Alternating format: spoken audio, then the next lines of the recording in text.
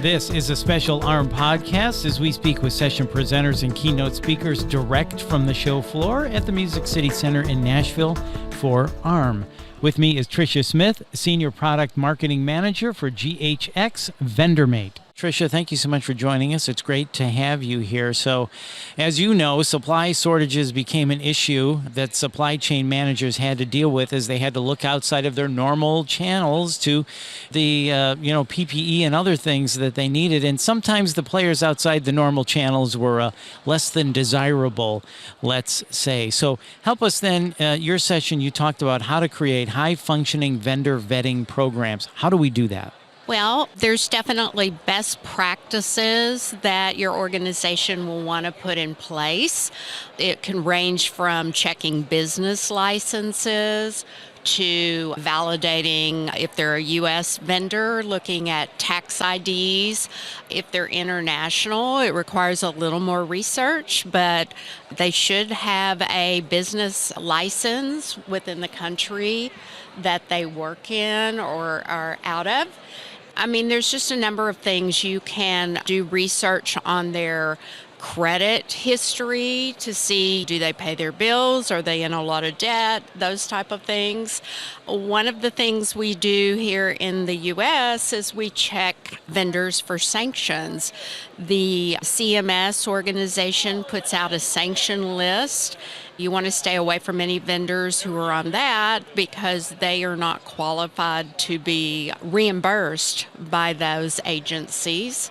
And then, of course, simple things such as checking their company website.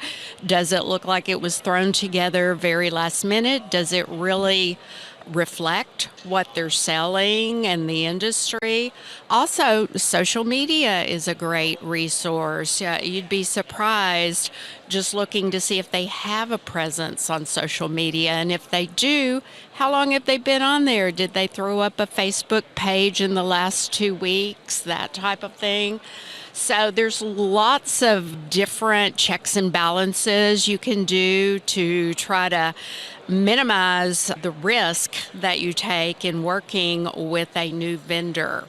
How do you find alternative vendors, ones that you can trust? These are all great tips, and thank you for those excellent suggestions. When it comes to finding alternative vendors, do supply chain managers then connect with each other and go, I found this person and they're trustworthy, I'm using them, you can go ahead and use them?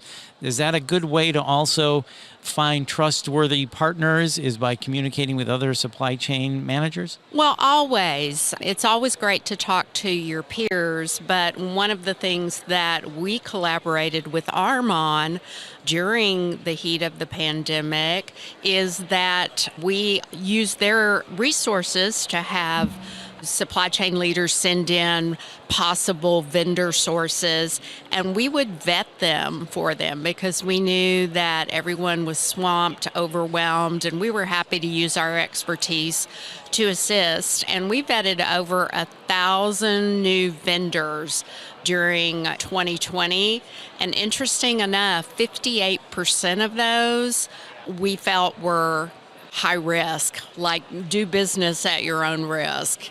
So that's a little scary. So basically 500 of them or so were high-risk vendors. Yes. And we're not saying, they're legit or they're not legit. We're just saying buyer beware.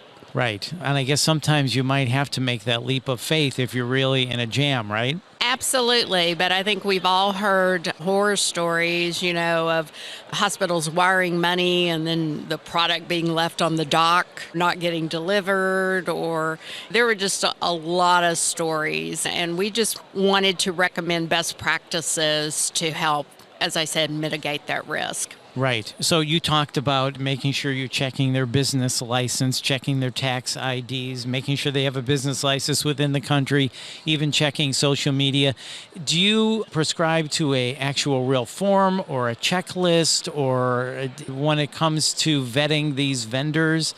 For someone listening to this and maybe go, yeah, I checked this and that, What's the best way to do this? Should it be a template of 10 things you check off a list before making that decision to go with a particular vendor? We recommend that. In fact, we built a best practice for vendor vetting document that we're sharing today at AHRMM.